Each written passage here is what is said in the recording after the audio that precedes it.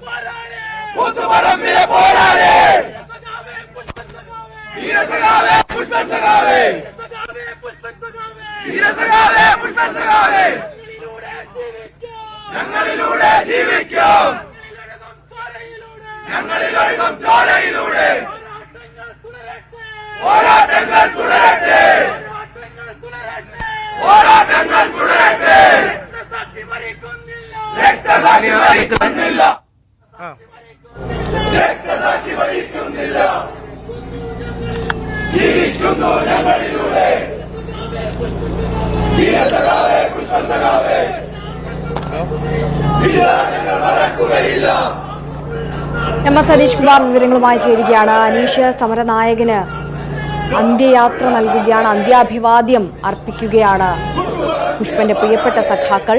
വിലാപയാത്ര ഇപ്പോൾ ആരംഭിക്കുകയാണ്. തലശ്ശേരി ടൗൺ ഹാളിലേക്ക് പൊതുദർശനത്തിനായി കൊണ്ടുപോവുകയാണല്ലേ?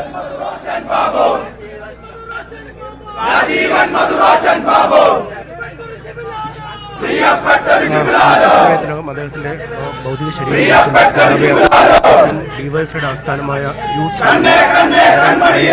ഒരു യാത്രയപ്പാണ് കോഴിക്കോട്ടെ പുഷ്പന് നൽകുന്നത്. ഇന്നലെ രാത്രി യൂത്ത് സെന്ററിലായിരുന്നു മൃതശരീരം സൂക്ഷിച്ചത്. വിലാപയാത്രയിൽ തലശ്ശേരിയിലേക്ക് കണ്ണൂർ CPM ഡിവൈഎഫ്ഐയുടെ സംസ്ഥാന റിയാസ് എന്നിവർ ചേർന്നാണ് ഭൗതിക ശരീരിക്കുന്ന ആംബുലൻസിലേക്ക് മുദ്രാവാക്യം വിളികളാൽ മുഖരിതമായ അല്പസമയത്തിനകം മൃതശരീരം അദ്ദേഹത്തിന്റെ സ്വദേശമായ ചുക്ലിയിലേക്ക് കൊണ്ടുപോകും.